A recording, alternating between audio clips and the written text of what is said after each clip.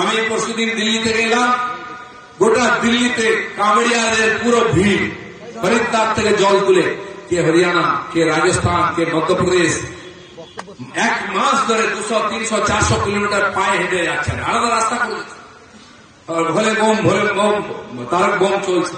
এখানেও আজকে আমাদের ছেলেরা যাচ্ছে, জল তুলে তারকেশ্বর যাবে, বাবাধাম যাবে, সারা দেশে হার বম বম চলছে। অনেক জায়গায়, অনেক মিউনিসিপ্যালিটিতে সেই এলাকাকে শাকাহারী ভোজনের জন্য কম্পালসারি করেছে। কোনো আমিষ বিক্রি হবে না, মাংস বিক্রি হবে না। তাতে অনেকের কষ্ট হয়েছে। একজন আছেন, একটু তার কাটা আছে, এমপি কল্যাণ ব্যানার্জি, সে বলেছে এটা কেন চলবে, কেন খাবে না? আরে তোমার বাড়ির ভিতরে যা ইচ্ছা খাও, কুকুর খাও, ছাগল খাও, গরু খাও, আমরা আপত্তি করবো না। এ দেশ ভগবান মহাদেবের দেশ, মা গৌরী শ্রীকৃষ্ণ রামচন্দ্রের দেশ। বিবেকানন্দ বলেছেন এই দেশ যতদিন থাকবে শিব ডুমরো বাজাবে, মা পাঁঠা খাবে। সেই জন্য খাবে, খাও, আপত্তি নাই, কিন্তু যেখানকার মানুষ ভক্তির সঙ্গে উপবাস করে ভগবানের পুজো করছে ওখানে আমিষ চলবে না। অসুবিধা হলে টাটা, বাই বাই। আমি কল্যাণ ব্যানার্জিকে বলছি, রমজান মাসেতে আপনার আত্মীয় স্বজন ওপার বাংলায় আছে কিনা জানি না, একবার যান বাংলাদেশে বা পাকিস্তানে গিয়ে এক কাপ চা খান বাজারে, এক কাপ জল, এক গ্লাস জল খান, তখনই যদি না গর্দান চলে যায় না ধরছে তনসে সর জুদা কি হয় দেখতে পাবেন। সেটা সেকুলারিজম মারাবেন না বেশি। অনেক সেকুলারিজম মারিয়েছেন, অনেক সেকুলার আমরা জানি। হিন্দুত্বে আঘাত দেবেন না। এখানে হর হর বম বম হবে, যার অসুবিধা হয় বাড়িতে থাক, রাস্তায় বেরোবে। অনেক মিডিয়ার দেখছি কষ্ট হচ্ছে, হোক একটু কষ্ট, আরো কষ্ট হবে যেদিন বিজেপি ক্ষমতায় আসবে, অনেক কষ্ট হবে। এই ছ্যাবলামি, এই নেকামি, এই বেহেল্লাপনা বন্ধ করবো।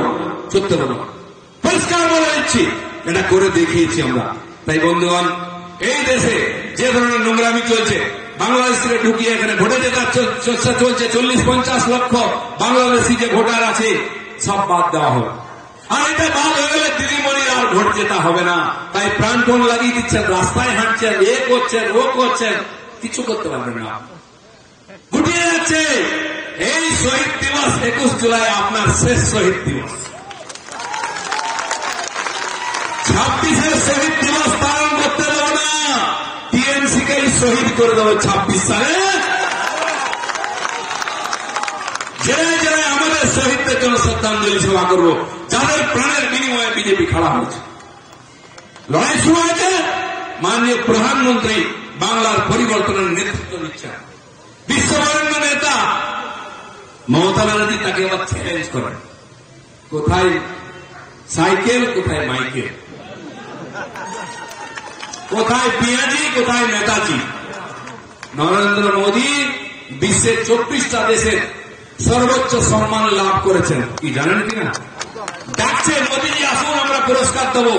এমনি নয়, কাউকে ভ্যাকসিন, কাউকে গম, চাল, ডাল, কেরোসিন, ওষুধ দিয়েছেন। লকডাউনের সময় মানুষ মরে যাচ্ছিল, কোটি কোটি বাঁচিয়েছেন। তাকে বলছে আপনি হনুমান, বিশল্যকরণী এসেছেন, মৃত সঞ্জীবনী মোদী, আপনাকে আমরা সম্মান দেবো, আসুন। উনি সময় পাচ্ছেন না পুরস্কার নেওয়ার। মমতা ব্যানার্জি হল্যান্ডে গিয়ে একটা কোম্পানিকে পয়সা দিয়ে একটা পুরস্কার দিয়ে এসেছে, শুনেছেন না? দুটো সাহেবকে ভাড়া করে নিয়ে একটা পুরস্কার। কি পুরস্কার, কাকে দিল, কেন দিল, হবে না। আরে আপনি তুলসী গাছে যত জল ঢালুন, সে বট গাছ হবে না। গরুর গোয়ালে যদি ছাগল পোষেন, সে কোনদিন গরু হবে? ছাগলই থাকবে। তো ছাগলকে ছাগল থাকতে দিন, তুলসী গাছকে তুলসী গাছকে দিন, বট গাছ বট গাছ। তো বন্ধুগণ, যে ড্রামা দেখলাম আমরা, আর বলার কিছু নেই। বাঙালি জানাতে এসছে। আমি বলে দিচ্ছি আরেকবার, আমার মা বোনেরা আছেন, আপনাদের বাড়িতে মহিলারা আছেন, 1000 টাকার জন্য লাইন লাগান, লক্ষ্মীর ভান্ডার। বারাসাত জেলার একটা ঘটনা এসছে, 1 মাসে 500 মহিলা গায়েব হয়ে গেছে। গৃহবধূ বলছে পরকিয়া করে চলে গেছে। পরকিয়া করলে তো কারো বাড়িতে যাও, সেই 500 মহিলার কোনো খবর নেই। তাহলে সারা পশ্চিমবাংলায় কত হাজার মহিলা গায়েব হয়ে যাচ্ছে। 60 থেকে 70 বছরের কোন মহিলা সুরক্ষিত হন। বাড়ি থেকে বেরোলে ফিরবে কোনো গ্যারান্টি নাই। মেয়ে স্কুল গেলে কখন ফিরবে চিন্তায় থাকে, মেয়ে টিউশন গেলে কখন ফিরবে চিন্তায় থাকে। সন্ধ্যাবেলায় মায়েরা বোনেরা বাজারে গেলে না ফেরা পর্যন্ত বারবার ফোন করি। এই জন্য কি টিএমসি কে ভোট দিচ্ছি, টেনশন করবো বলে করে খাচ্ছি, তাতেও ভাগ কাটবে দাও, এখানে কেন ওখানে কেন সেখানে কেন, লুটের রাজত্ব চলছে। আর তারপরে বাংলাদেশকে ঢুকিয়ে কেন্দ্র সরকারের সমস্ত যোজনার লাভ তাদের দেওয়া হচ্ছে। বাড়ি ঘর টোটাল লোন শৌচালয় সব নিয়ে নিচ্ছে বাংলাদেশের মুসলমানরা, আর যেখানে সেখানে ধুপড়ি করে রাস্তায় বসে যাচ্ছে। এই যে কেন্দ্র সরকারের গরিব কল্যাণ যোজনা, শৌচালয়, আবাস যোজনার বাড়ি, জলের কল, তারপরে মহিলাদের জন্য বিশেষ সুবিধা, তারপরে আপনার এই যে 4 লাখ রেশন, এই মোদীজি দিচ্ছেন গরিব মানুষের জন্য। তার ফলে মোদীজি যখন প্রধানমন্ত্রী হন 30 কোটি মানুষ দরিদ্র সীমার নিচে ছিল ভারতবর্ষে। আজ 27 কোটি মানুষকে আমরা দরিদ্র সীমার উপরে নিয়ে এসেছি।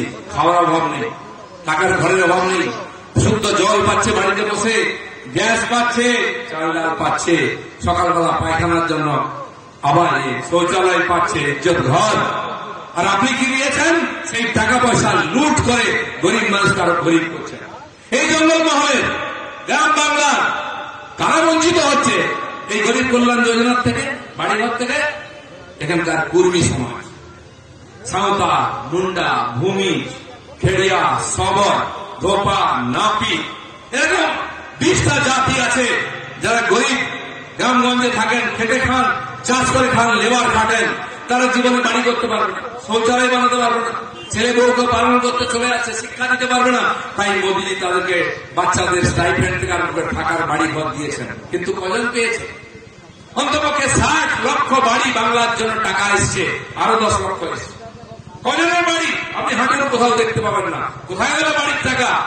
সেটা টিএমসি নেতাদের বাড়ি দেখুন, 2 তলা থেকে 3 তলা হচ্ছে, কাঁচা থেকে পাকা হচ্ছে। যার মাথায় চুল থাকতো না এখন শ্যাম্পু মেরে ঘরে, যে টট্টরে সাইকেলে মোটর সাইকেলে ঘরে, আর যে ফাটা মোটর সাইকেল ছিল সেখানে মারুতি কার, এই কার কালো কাঁচ লাগিয়ে যায়। আর যে একটা বিড়ি 2 বার কানে দিয়ে দোকানে বসে খেত, সে সিগারেট খায়, গোল গোল ধোঁয়া ছাড়ে আমাদের নেতাদের দেখে। যে পাড়ে চায়ের দোকানে বসে থাকতো, কেউ গেলে বলতে অজিতদা একটা চা খাওয়াও না, 2 থেকে 3টে চা করে খেত। সে আমাদের দেখে বলে স্পেশাল চা খেয়ে যায়। তার বাপের টাকা, তার 14 পুরুষের টাকা। এই টাকা আপনার টাকা, আমার টাকা, গরিব মানুষের টাকা, গরিব কল্যাণ যোজনার টাকা, পঞ্চায়েতের জেলা পরিষদের টাকা। গলা টিপে বার করে নিয়ে আসবো, মাটির তলায় থাকলেও বার করে নিয়ে আসবো। আমাদের ভিডিও ভালো লাগলে লাইক এবং শেয়ার করুন। কমেন্ট সেকশনে গিয়ে জানান আপনাদের মতামত। আরও ভিডিও পেতে আমাদের চ্যানেল সাবস্ক্রাইব করুন এবং প্রতি মুহূর্তে খবরের আপডেট পেতে প্রেস করুন বেল আইকন।